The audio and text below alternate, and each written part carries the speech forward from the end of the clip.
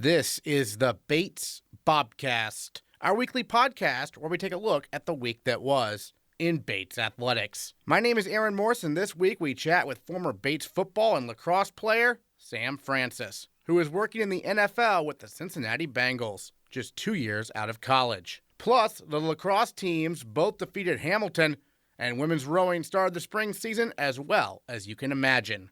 All that and more coming up on the Bates Bobcast.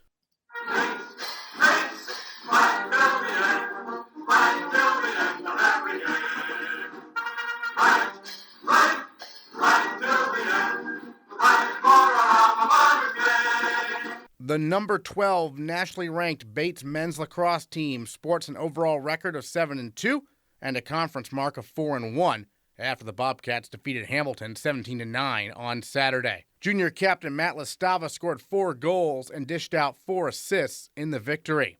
On defense, junior Rob Strain made a career-high 22 saves in the cage. But our male Bobcat of the week is senior captain Rocco Fantoni. He recorded a team-high 6 ground balls and caused a turnover on defense. Fantoni also showed off his offensive skills, dishing out a spectacular assist to Listava and scoring his first goal of the season. Rocco Fantoni with us here on the Bobcast. And Rocco, let's talk about the game Saturday against Hamilton. The defense obviously did a really strong job. What was working out there for you guys? Obviously, Rob was huge in goal, and you and the rest of the defense shut him down for most of the game, it seemed like. Like you said, Rob was amazing in net, 22 saves. That's not something that most goalies can do, but obviously we know that Rob can do that. But it also comes with our coach, Coach Dean. He prepared us very well for this. He drew out all their offensive plays, what they're going to do, and just having Bull out there, Haskell, Holland, all those guys out there, everyone on the same page, everyone talking, it really makes playing defense that much easier against a team who's that good like Hamilton, because Hamilton's a great team. And just going out there and knowing what they're going to do really prepared us well. Yeah, I've been hearing a lot about Coach Dean and what he's done this year, his first year at Bates as an assistant, working a lot with the defense. What's that impact been like? It's been a huge impact. He's taken the time to establish relationships with us, meet every day, have special dinners for just defense with no other offensive players, because we don't really like the offensive players too much. But just him trying to make the effort just to sit down and talk with us one-on-one or as a group, see what's working, what's not working, and then just outside of lacrosse, just be able to sit down at dinner, lunch, breakfast, just to talk with each other. It really plays a big role in how we play defense. Well, and you mentioned the offensive guys, and you guys have to go up against them in practice every day. What's that been like? Obviously, it's not fun because our offense is very good and scoring a lot of goals, but that's what makes us better. Playing against some of the best players in the country, with Curtis, with Matt, with Malali, all those guys that's what really makes us better, because they know exactly what to do, how to break down a defense, when to score, when to possess the ball, and they move the ball so fast. So playing against them really helps us out. So you were able to score your first goal of the season and dish out your first assist of the season on Saturday. Take us through both those plays. So with the assists, because that happened first, I knew it was a short time, and I saw one kid shoot the ball, but I knew Rob was going to save it. So I just started breaking up right away. And me and Rob have that connection already, so he knows that I'm already up the field. So he threw me the ball, and I knew there was 5 seconds left, and I saw a little window, and I saw Matt open for half a second, but I knew if I get that ball perfectly to Matt, he's gonna make an unbelievable play, and that's exactly what he did. Mm-hmm. He caught the ball and somehow did exactly what Matt does, and just scores a ridiculous shot that no one knows how it goes in, but it did. The goal, I was like, okay, I had took the first shot of the game, missed, and I was pretty upset about that. I should have definitely scored the first goal, so I had to at least try again. And Cooney brought it down. Drew a bunch 2 players on Hamilton, and I was able to get some space to set my feet up and shoot, and just close my eyes, and hopefully it went in, and I'm happy it did. For those who maybe don't necessarily know the details about lacrosse and how it works, for defensive players, when do those offensive opportunities happen? Because they're sort of rare, but they do happen. It happens when either your goalie makes a save and you break up the field. That's where our transition comes in. We want anyone with a stick can literally play offense, because you rather have 6 players and with a long pole or a defender rather than a 5-on-5. You want that advantage. So anyone, because we all know we can catch and throw. So either getting up the field off a clear or, making a turnover like what Haskell and Arthur Church will do. Like they went out there, they caused a lot of turnovers and they were able to push transition. And that's like where a defender usually is able to play some offense, which is nice. And it's tough to shoot that long stick, right? I mean, well, yeah, for me, it hasn't been that great. I've only scored 3 goals on like 30 shots, so I can't say too much about that. But I know it is a little bit different, but I know that most goalies say it's harder to save a long pull shot because they have no idea where it's going. Right. And especially for me, I have no idea where it's going, so maybe it works out a little bit in my advantage those 3 times. Excellent. And before we went on the air here for the interview, you mentioned you have a presentation today. You're an econ major. You're done with the econ major though. So what classes are you taking right now to kind of widen your knowledge, I suppose, right? Yeah. So I'm taking 2 religion classes right now. I'm taking an anthropology class and a French film class. So my first presentation was in my French film class about some film about a guy who was a con artist and lied to his family about him actually having a job. So we had to break down that. So it's really interesting seeing Bates through other classes rather than just my econ major. Yeah. So I get to experience, because I've never thought I would ever take a French film class in my life, but sure. Taking that class is okay, it's very interesting because taking macro metrics, that's not fun. That is never fun, but watching movies and being able to break it down creatively and using your imagination, try to make connections is really awesome. I know I've spoken to some of the seniors, some other econ majors who are going right to New York and working in finance. What are your thoughts on what post-college options you possibly could have? So I'm definitely looking in the Boston area, and especially New York. I'm obviously keeping my eyes and ears open for anything. A job's a job, so I'll definitely take one when it gets to me. But all of us, we're all trying to get all the seniors are trying to get their jobs in right away. Right now, it's getting down to the wire. But I know a few of us have a lot of interviews left, so it's very stressful, but it's also very exciting. For sure. Well, this week you're at Bowdoin, right? Midweek game, if I'm not mistaken. This is an intense rivalry. I remember last year's game was really close. The previous year's game was really close. What does Bowdoin bring to the table? What do you guys have to do to beat them? Well, Bowdoin's just a very well-coached team. They have a great offense, great face-off guy, great defense, and especially when it's a Bates Bowdoin game, it's just going to be a bloodbath. Everyone is going to bring 110% energy. It's just going to be whoever works harder, whoever gets that one extra ground ball, whoever makes that one extra play, like what our coach says, do a lot of small things, not a few of a lot of big things. Mm-hmm. So whoever does a lot of the small things in that game, whoever works the hardest will come out the victor. All right, Rocco Fantoni, Male Bobcat of the Week. Thanks so much. Thank you for having me. The number 21 nationally ranked Bates women's lacrosse team sports an overall record of 7-3 and a conference mark of 3-2 after the Bobcats defeated Hamilton on the road by a final score of 10-8 on Saturday. Sophomore Margaret Smith led the way on offense, scoring a game-high 4 goals and dishing out 2 assists. Smith is tops on the team in goals scored and assists so far this season. Her 38 points lead the entire NESCAC through 10 games. And Margaret Smith is our female Bobcat of the Week. Female Bobcat of the Week, Margaret Smith with us here on the Bobcast. And Margaret, a little bit about your background. You're a sophomore now. When did you start playing lacrosse growing up, and what eventually led you to decide you wanted to play in college and at Bates? I've been playing lacrosse since I was pretty little, doing clinics and stuff. Maybe starting in around 2nd grade and doing travel all through the years. I came to Bates. I was drawn to it because my brother went here and he just graduated last year and also was playing lacrosse, and I knew that I wanted to play Division III, and Bates just seemed like a great option, so I contacted Brett and it all worked out. You talk much to your brother about his experience at Bates? Yes, I talk to him all the time, and we had 1 year here together, which was really fun, and he has nothing to say but good things. And then so Brett Allen, obviously the head coach here, what have you learned from him, to help you develop your game over these past 2 seasons? Brett has taught me so much over the past 2 years. He's so nice, along with being really constructive and just helping us all when we need it and bringing good team spirit, along with being serious. Obviously, you got some playing time last season, but this year, really, you're emerging as one of the top goal scorers on the team and whatnot. What's that been like to have such a big role this season? I think a lot of people in my grade didn't have as much confidence last year, but really gained confidence throughout the preseason, in the fall and winter, and we've all kind of stepped up a lot more than we did last year into new roles, and it's just really fun to be playing with the upperclassmen because they're such good role models and leaders on the field.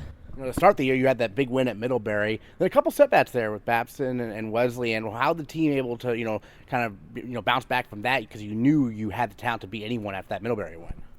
Yeah, I think we were just trying to figure out what went wrong in the couple losses at the beginning and fix them. And I think that working on those points where we struggled has really come together, and we've corrected them all, so we've started winning again.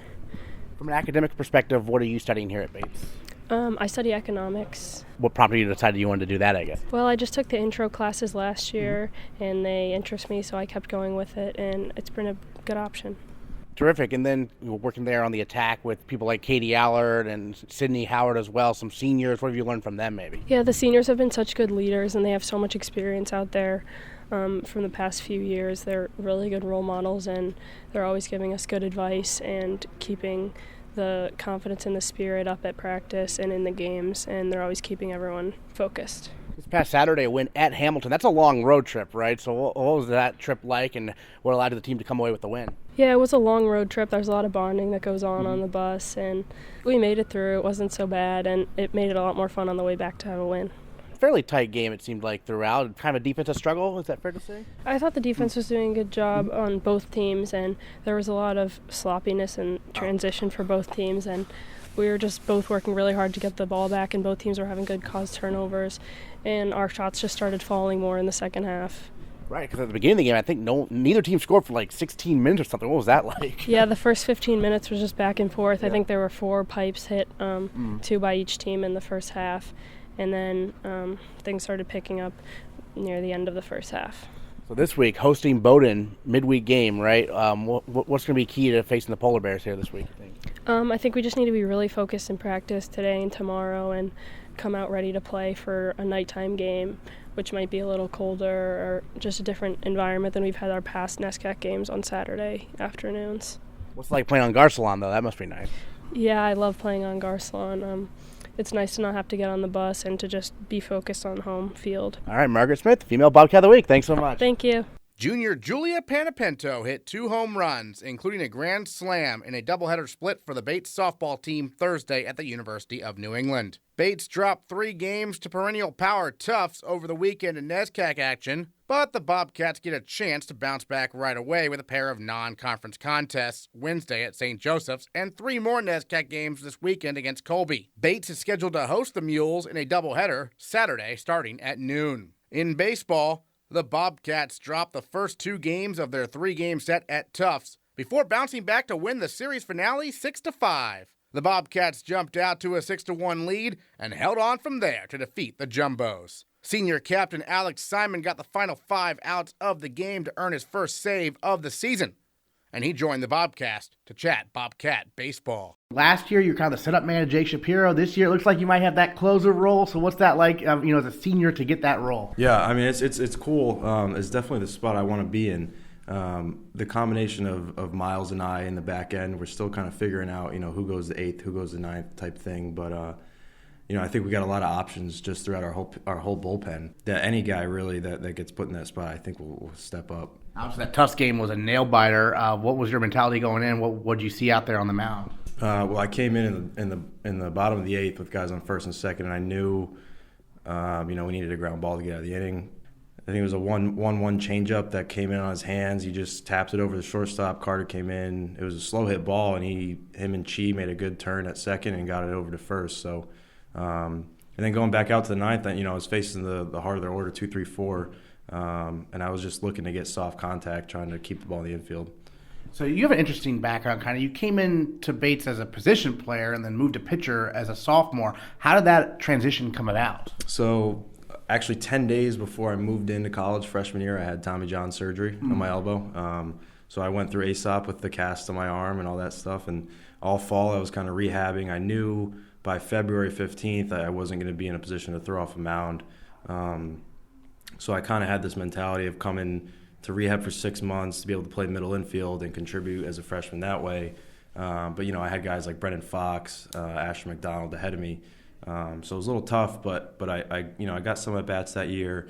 And then going into the summer, once Coach Leonard left, I kind of realized if I wanted to have a chance to contribute to the team, I needed to pitch. So I rehabbed my arm back. I came back in the fall, and I felt good. And then my sophomore spring was really the time where I think I kind of turned it around and figured it back out. So you did come into Bates thinking you'd be a pitcher at some point, I imagine, right? But the surgery obviously prevented that initially. Yeah, I came in thinking, I'd be a two-way player. Mm-hmm. I always kind of knew I liked pitching more. I had more of a pitching mind than a hitting mind. I just wasn't as talented as a hitter, and that's kind of what it comes down to in college baseball. But I could get guys out on the mound, so that's the way it worked out. So what's your repertoire out there on the mound? What pitches are you throwing out there? I'm not the hardest thrower, so I rely a lot on my movement. So, I'm like a two-seam sinker slider guy with a good changeup. My changeup's probably my out pitch. But again, I really try and just look for soft contact and let my ball move as opposed to just trying to blow it by everyone. It seems like last season you really got into a nice role with the team out of that bullpen. What was it like setting up a guy like Jake Shapiro and when bullpen, you, Miles, and Jake? It was such a great combo last year, wasn't it? Yeah, it was awesome. Just having Jake ahead of me, being the senior captain, I looked up to him a lot, and the way he prepped for games. I mean, he was always a guy that we could look up to, just in terms of how we would get to his role. I mean, he definitely earned that, and so it was cool just being in the bullpen, like in the seventh inning, warming up with Jake right next to me, and he's talking me up and helping me feel confident to get out there, and then I get out there and there's like no one else I'd rather give the ball to than this guy. So it was awesome setting up for him, and we all had confidence in each other. We'd all go down there in like the sixth inning and we'd say like, all right, time to get to work. And we knew that we were going to close out this game in that order. So that was awesome. And now you're the senior captain. So what's that experience been like so far? Well, it's cool. Now I'm thinking of Jake last year and thinking about how he handled things and how he handled the younger pitchers. And, we have a guy, freshman Jared Pantaloni, who's gotten some good innings for us. And, we just want to make sure that our bullpen guys feel confident when they go out there and that it's not, last year with Jake, it was kind of, we threw him out there and game's over. But now, we got to work together a little more because we don't have that big lefty that throws 88. So, I think we got a good unit in the pen and a lot of confidence in our guys in the back end. And, I think we can put a bunch of guys out there and have success. You got a game today. We're talking on Tuesday. You got a game this afternoon at Husson. Obviously, these non-conference games important to prepare for a big weekend series against Trinity, right? Definitely, yeah. Today's kind of like a tune-up game. Yeah. We'll throw a bunch of pitchers, get some position guys some reps. But it's definitely important to get out on a field. It's tough being stuck in the gray cage or even out on JB turf. It can get very monotonous and. We need to see live pitching, and our pitchers need to throw. So this is big for us. And I know Trinity coming up. I mean, they're probably looking for some revenge after last season, right? Definitely. I mean that series last year, and everyone on our team will say this was just the most emotional weekend we've ever had on a baseball field. That was just pure emotion that won that series. So no, they're definitely good. They're going to come in. They just swept Bowdoin this past weekend, so we got to be ready to go. But I think after the series against Tufts, I think our team realizes we can definitely compete with anyone in the NESCAC. Yeah. And you can go 0-3 really quickly, or you can go 3-0 really quickly. So it's little things that it comes down to always in the game, and it sucks to look back on some things in like the fourth or fifth inning. You're like, if that run scored or if this ball was an inch to the right, it's a totally different game, totally different series, totally different postseason at that point. So we're ready to go. All right, Alex Simon, thanks so much. Thanks a lot. The rowing teams opened their spring season Saturday on the Charles River Basin. While the men trailed some tough opponents, including the Harvard Lightweights and Boston College, the women dominated, with the first, second, and third varsity eights all taking first place. The 1V finished 8 seconds ahead of the runner-up MIT Lightweights, a Division I program. Meanwhile, the 2V outraced MIT by 20 seconds, and the 3V easily won their one-on-one race with NESCAC foe Trinity. Junior first varsity 8 stroke Hannah Fitz looks back on the first regatta of the spring season. Women's rowing, great start to the season down there in the Charles River Basin. Hannah Fitz with us here on the Bobcast. And Hannah, You were at the stroke position. First time in your collegiate career rowing at the stroke position. What was the experience like? What are some differences from other spots in the boat, perhaps? Yeah, it was really, really exciting. I absolutely loved it. It is fun to move around the boat. I've been in, I think, almost every seat now. Not the coxswain seat. I don't fit there. But yeah, it was really exciting. We also starboard stroked our boat last year, so I don't think it was too different for anyone in the boat because most of us had experienced a starboard stroked boat last year, which just means that instead of the normal side, which is port side being stroke, it changed to the starboard side. And the girl who's in 7th seat, Sophia Rintel, and I have been a partner, a pair for almost my entire career at Bates. So it feels really natural to be rowing with her.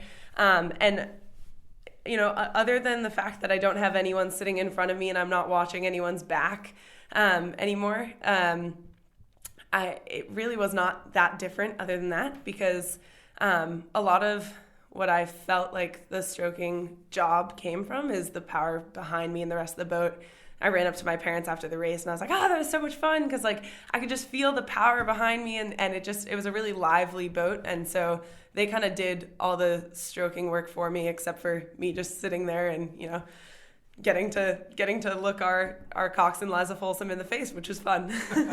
For sure. And you were up against some tough competition. The MIT lightweights, their Division I program. What was it like to beat them after falling a little bit short last season? Yeah, it was really exciting. We were excited to go up against them after having lost to them by a couple of seconds last year. And we were ready to just kind of take this season. We are ready to just take this season by storm. We had no expectations, no idea where we were going to fall coming into this race. And I mean, the whole race plan, stroke rating, and execution is just to do what we always do and stay calm and just kind of see where everything fell into place. And it ended up falling into place that we were kind of neck and neck with MIT lights for the first half of the race. We were maybe a seat or two ahead, and then we took our middle move coming under the bridge, which is always really exciting at this race on the Charles. We always have a big middle move. It's not a surprise to anyone who's raced at Bates or anyone who's raced against Bates that we're good in the halfway mark. And but what's really exciting about this race on the Charles is that there's a bridge at halfway, so we take some powerful strokes coming through the halfway, at the 1K mark, and you go under the bridge, kind of not knowing where you were before in the first half of the race, and then we came out of the bridge just flying. And Folsom had said that we took 6 seats on them in that middle move, and coming out of the bridge, we were just up ahead of them, and then we're able to open up water on them, which was a really good feeling for the start of the season. But again, hard to compare since they aren't in our division. But it was just fun. For sure. And then did you get a chance to watch the 2V or the 3V race? How did that go? Unfortunately, we don't get to watch each other race on race days most of the time because the races are pretty close together. Yeah. So, and we were trying to take advantage of just being on the water. So the warm up, the cool down, and then we got a little practice afterwards. We were really focusing in on our own boats. But we did get to celebrate with everyone back at the food tent afterwards, and the 2V and 3V crushed it. Looking back at the pictures, they look like they rode well, so that's always exciting to see. So after the races, you had a practice? Yes, we did, which is awesome. Yeah. I think all of us were ready to practice even more than we did, but we have to have some chill, I guess. But yeah, so we had a really early morning because the men's races started even before us. And then we had a nice long break at the food tent with the parents and hanging out for a while. And then we got back on the water because the Charles is open water. And I mean, that's gold to us. That's all we want. We've been in the erg room for a while, and we know that the river is still very frozen. I mean, even the puddle here is still frozen. So other than rowing in the pool, getting our pool size work done, and doing work in the erg room, I mean, we're dying for open water. So we're going to take any chance we can get. And I think same for this upcoming weekend for being on the Charles again, we'll get at least one practice in. It seems like this team just thrives when all you have is the erg room, though. I mean, that seems to be the way to go. That is absolutely true. We do love the erg room, and I think erging builds a lot of character, builds soul. This team if anything, is gritty. And I think the erg room really builds that character. I mean, we're in there alone all winter, led by our captains, and I mean, they fearlessly lead us through a lot of sweat. And then we continue to be in spring season in the erg room. And, we have some really tough workouts. And so morale is sometimes hard to find at this time of the year. But I think that, or maybe for other teams it would be, but I think that for us, we just we expect to be in the erg room and we expect to work. And we know that the workouts that we do in there are what we'd be doing on the water. And the only difference is that we have mirrors surrounding us and not water running underneath us. But we do a lot of the work that we're doing right now is in time. So we're kind of imagining that we have the 23 ergs in there are all one boat. Our coxswains and coaches are constantly telling us, one boat, stay in time. They'll turn our screens down if we're not in time. So we are really in that boat mentality now. And so I think that really changes the focus and breaks up the winter and spring seasons into two separate things. Although we stay in that room for a while, we are now in that one boat, one team mentality, whereas the winter is a little more individual. So spirits are still high. It gets tough, but we love to sweat all together, and that room is really what builds us. So. For sure. And then for you, especially, you were abroad in the fall, so this has been a long time coming for you to get back on the water with the team. Oh my gosh, yes. It's a total homecoming. I'm so happy to be back with the team. Feels like being back home, back with family. And yeah, I missed that room more than anything, I think. I was able to row abroad, which was exciting, but there's nothing like the Bates team. Yeah. I mean, our coaches are extremely smart. Racing feels so fun because we can trust everyone, because we all have the same mentality. We all have the same goals going into races. And we have an insanely strong group of men and women who just want to work together. And so coming back to that really does feel like I'm home. Yeah, for sure. And what do you have upcoming this weekend? Who's up next? So we're racing Harvard lightweights and then BU lightweights. This weekend we're down at the Charles for a doubleheader this weekend. That's for the women. Unfortunately, the men and the women are separated this weekend. The men are off racing in Worcester, but we'll be back on the Charles. And it's really exciting because we've raced Harvard lightweights before, and that's always good competition. We've kind of gone back and forth the past couple years. But BU lightweights, I don't think we've ever raced before. And they're a really strong program. They went really fast last weekend on the same course that we did, just an hour or two before us, or I don't even know how long before us, but not long. So comparing times, they went faster, definitely faster than we did, but we've also been on the water those 2 times since Florida, right. Which happened on Saturday. And I think that, as Coach pointed out, one more stroke on the water is many more seconds to be gained for speed for our boats. And I think that these lightweights have a storm coming from Maine because, we just keep getting faster when we get on the water. And we're also just, there are no expectations when we race people from other divisions, which I think is the best part of it. We can just kind of let go of any stress or pressure that we may feel when it's in like an in-division competition.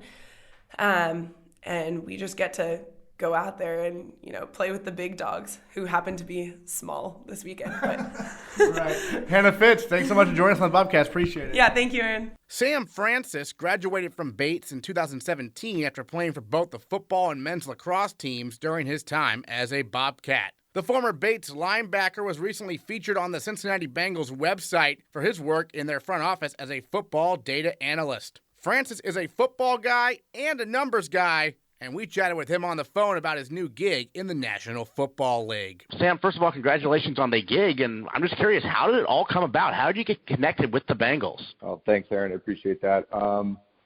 So it kind of all started, I went right after I graduated and went and worked for the Bills, actually through a connection of Clark Jones's father.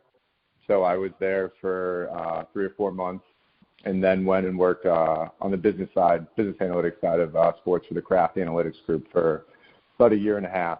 kind of realized I wanted to be back on the football side. Like I was in Buffalo, did some research online, knowing that the season was wrapping up and that's probably when NFL jobs would become available, and found this one in Cincinnati and sent an application in. Excellent. So how long have you been now with the Bengals, and what's your favorite part of the new role here? It's been about 2 weeks. I'm still pretty new to everything. I'm catching up with what they already have in place, and sort of spearheading where we're going to go in this coming season and in the coming years, especially with the new coaching staff. When you're building out these analytical product or technology products that they're going to use, it needs to be catered towards who's consuming it, right? Because you have coaches of different ages and different sophistication levels with technology. So I'm sort of starting to gauge those and talk with coaches and figure out what information they need, how they're going to consume it, and starting to design the products we're going to create off of that. Wow, so 2 weeks. What was that transition like? Had you ever been to Cincinnati before to begin with? I flew in for my interview, and that was the first time I had been here. I didn't realize that it was right next to Kentucky. When I landed in the airport and found out I was in Kentucky, I was a little concerned. That's right. What's the adjustment been like? I mean, what's the biggest adjustment you've had to make in terms of are you studying a lot about their roster, or is that not really what your role is, perhaps? No, it's definitely part of it. Yeah. My job at its core is to take all the information they have from a data perspective, right? So now that they have next-gen stats, we're subscribed to Pro Football Focus. There's the data that the NFL provides, the data that the clubs track on their own, and everything we sort of bring in and aggregate together.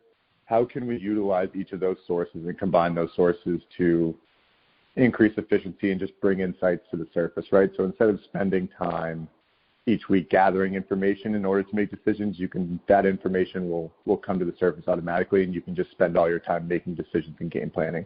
Part of that becomes player personnel and sort of player identification stuff, which we haven't gotten into yet because most of free agency and the vast majority of draft prep is already done. So I see that stuff starting to do more of that stuff coming in about a year from now, when we start that process all over again at the end of the season. But for now, it's mostly how can I create these products so we have a fully functioning system come the start of the season. What was it like just a weekend to have an in-depth article written about you and your team?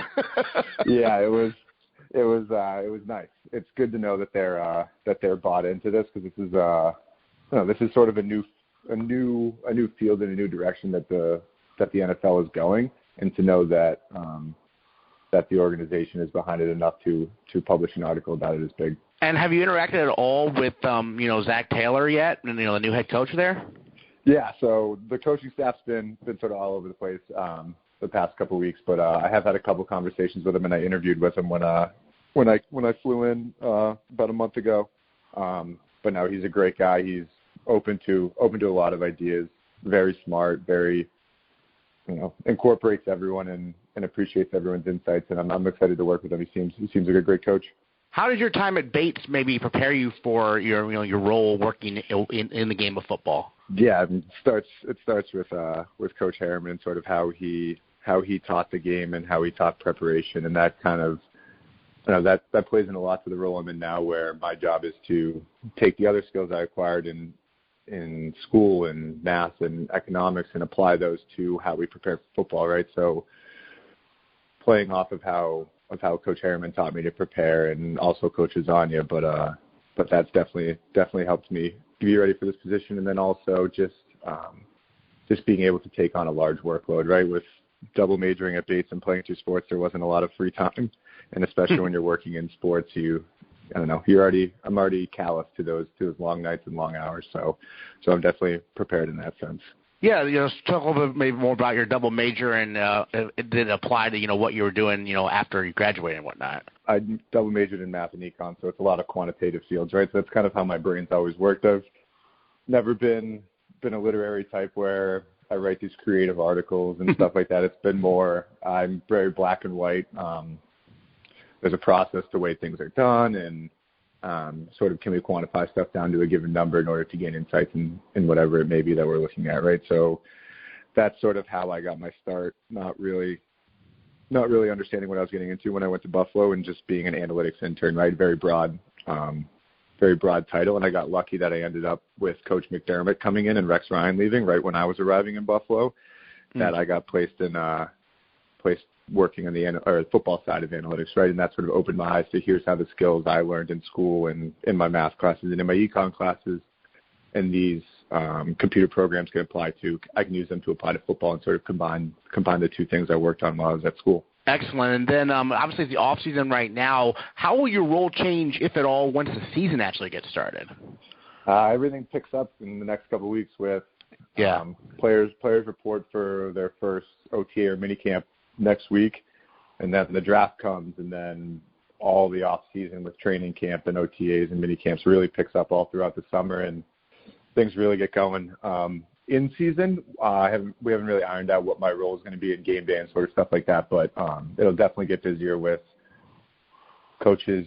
Coaches have questions midweek. What's their tendency in this situation? What is so and so player doing when they're lined up in this? All that stuff. Like those are that's kind of how we're going to build our product, right? We start with a base level product, and we present that to the coaches, and they use it for week one, right, or week one of the preseason, right? And as we're game planning, right, follow-up questions come. They're looking at a certain dashboard that we made, and they're like, hey, that's interesting. Well, what about this? Here's a follow-up question to that, and that sort of iterates on our product and allows us to fine-tune it in order to fit exactly what they need, right?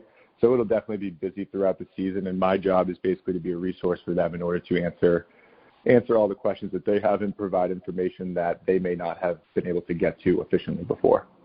And the article on the website touches on this, but, there's a stereotype, numbers guys and football guys, but you're both. How does that help you maybe with your job and whatnot? Yeah, and that's something that, I probably didn't fully understand it until I kind of came into interview here, but it's a rare combination of skills, right, to have the technical skills in the computer programs that I use, but also have that football background where you can survive in a football environment, right? A lot of the applicants that they said that they got were either people with a semi-analytical background who played football or people without a football background who were very technically advanced, right?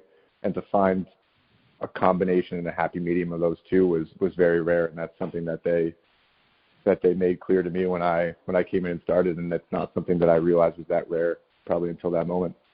Excellent. Last question for you. You're in Cincinnati now, so have you tried any of the chili they have down there? I haven't. No, I'm actually I'm running the Boston Marathon in 2 weeks. So after I run the marathon, then it'll be chili time. Yeah, it's a very good idea not to have any of that before running a marathon. I would definitely say that. No, it's on the checklist. I'll get to it. Sounds good. All right, Sam Francis, Bates alum, class of 2017, football and men's lacrosse, now a football data analyst with the Cincinnati Bengals. Thanks so much for joining us here on the Bobcast. Appreciate it. Thanks, Aaron. I appreciate your time. While the men's tennis team dropped a pair of close matches at MIT and Babson over the weekend, the Bobcats return to NESCAC action this Thursday, looking to improve their conference record to 2-0 when they host Colby at 4 p.m. The women's tennis team is also home this week. The Bobcats host Tufts Saturday at 10 a.m. Softball, baseball, and women's lacrosse are all home this Saturday, and you can find the complete schedule at GoBatesBobcats.com, and we'll recap it all next time on the Bates Bobcast.